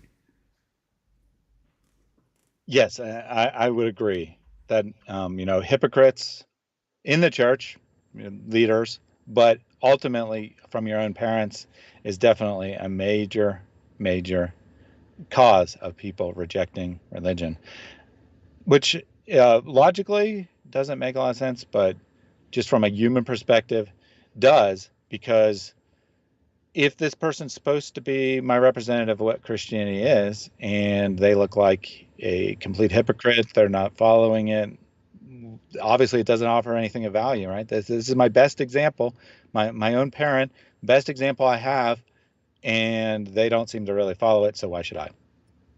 Yep. So the rational thing to do is to go where the evidence leads, not be an unthinking baby, and conclude that Christianity is true. So that is all for me. Well, that's excellent. Yeah. No, that was really good, and a better ending than than previous. Ah, good grief, that is. I need to fix you up again. I have no idea what's wrong with my. So, this is really frustrating. Oh, good grief! What is my Skype? What is There. Oh, now I'm extra big. better, but it's still not fixed. Now, how do I fix that? Because I did it earlier, but good grief. Yeah, let's just take us back to where we were. Let me see if it. No, it doesn't fix it. Oh man, why are you? Yeah, don't OBS. worry about it. Thaddeus is outside the box today. Yeah. So so you improved the ending. So what made you yeah, I know we spoke about the ending that it needs a little bit Yeah, of yeah. a You of an told me to improvement. add a conclusion. So the problem was when I did it live, I only had 50 minutes, and so I got to that point, and I'm like, okay, I'm done. But normally, if I wasn't out of time, I would have gave a verbal conclusion and taken questions. So redoing it, having this not time restricted format allowed a more coherent presentation, and also the interaction with you, uh, I think adds value to it, to have a more like a conversation than just me lecturing. True. I mean, I find it easier to have conversations than to just lecture as well. I'm trying to move you up so that I can fix this if I can find where I dropped you. Sometimes OBS can be really difficult and to work with. Let me. Good Oop, grief. almost. Almost. Yeah, I know. It's You see, but now I've cut off too much from the top. I need to start cutting off from the bottom.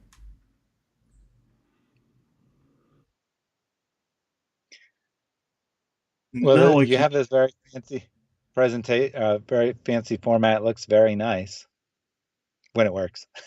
When it works, I know. I don't know why, but it shouldn't be doing this. I mean, unless I need to change. There's one setting that usually needs to be changed, and hopefully I can finally, because it's been a while since we've done this. Okay, I need to shrink you one more time. Yeah, yeah. OBS, OBS.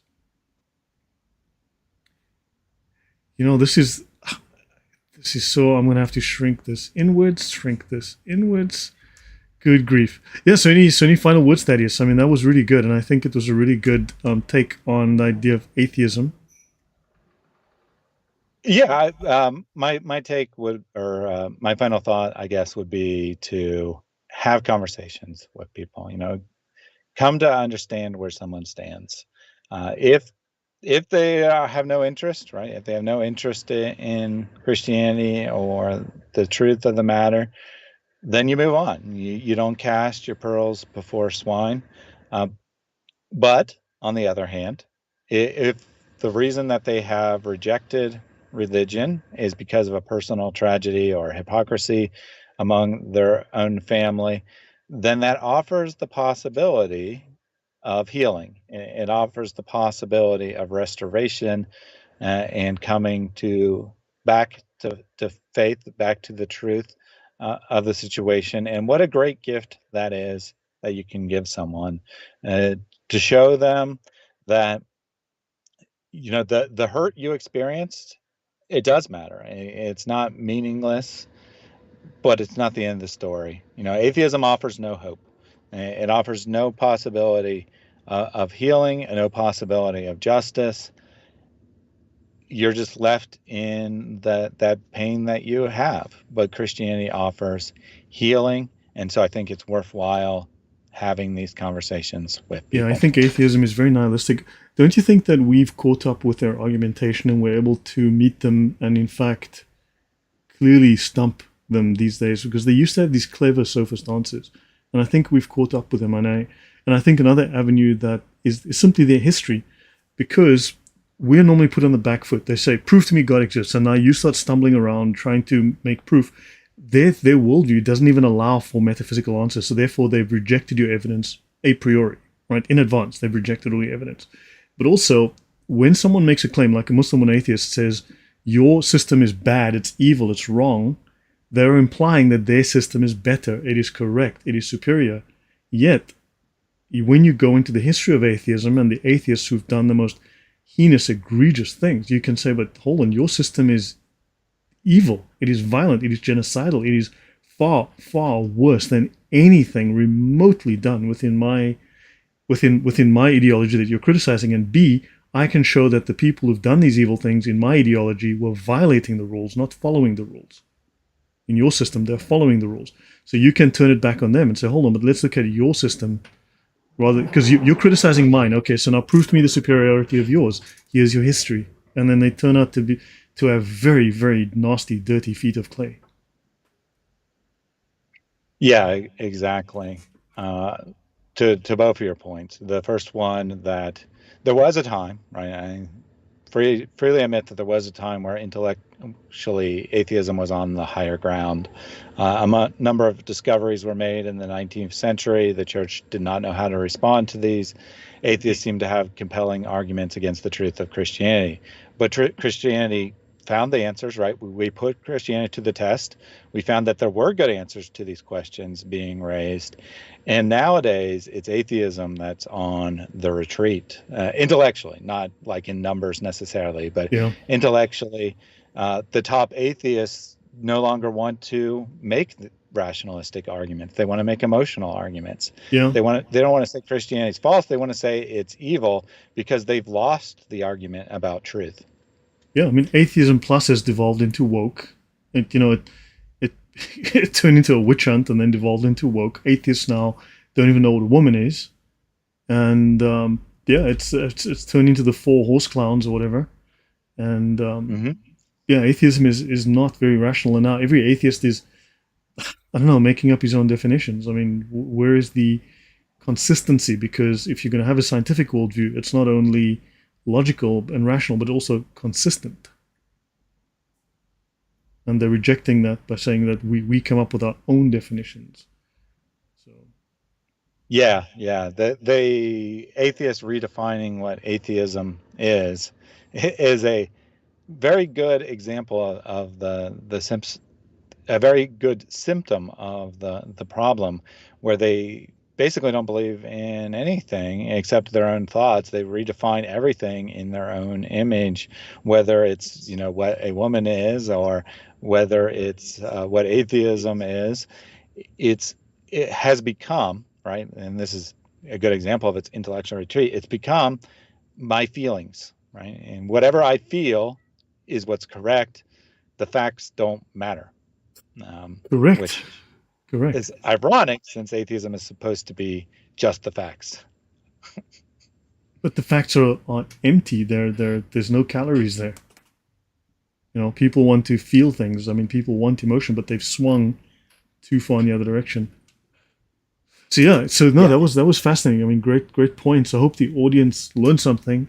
I hope you've got a good basis for listening to atheists and then asking them these questions or bringing up these points, because it is a very pernicious, destructive, toxic ideology, and the people that they promote. I mean, as you've seen on my show on Darwinism, it is genuinely genocidal. It is toxic. I mean, the poison tree produces poison fruit, and they are constantly appealing to poison trees.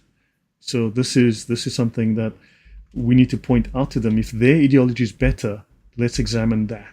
And when you go have a close look, you find nothing but dysfunction and evil. So Thaddeus, yeah, last word to you. yeah. Well, I would just say that it's not surprising that when you say that human beings are the product of blind chance, have no particular value, that you end up treating human beings like they have no value, which means if it benefits you personally, you are free to Yeah, execute them. Darwin says we're all animals, and animals are just simply survival of the fittest, killing each other, red in tooth and claw. So yeah, if we're just animals, we just act like animals. I mean, that's not exactly a higher purpose or a higher calling. Exactly. Christianity, however, offers hope and offers a higher calling, and it fits the evidence. So lots of good reasons to be a Christian. Thank you for having me Yeah, on, Lloyd. no, thank you. If people are unfamiliar with my channel, they can click on the link. And I love to have discussions with Muslims, but in the rare event that I find an atheist willing to have a reasonable discussion online, I'm happy to have a discussion with them as well. Yeah, guys. So thank you, everyone. Thank you, Thaddeus. I try to keep my shows to like an hour and a quarter, hour and a half max, generally on my channel. But yeah, thank you. This was really, really interesting. So I hope the audience learned something. I hope you gained a lot of value, that you can use this material, use this information. And yeah, I'd love to know more. Please drop a comment below. Thaddeus's name is in the video, the name of the video. That's his link to his channel. So just click that. You'll be able to find his channel. So thank you very, very much, guys. And until next time, God God bless. bless everyone.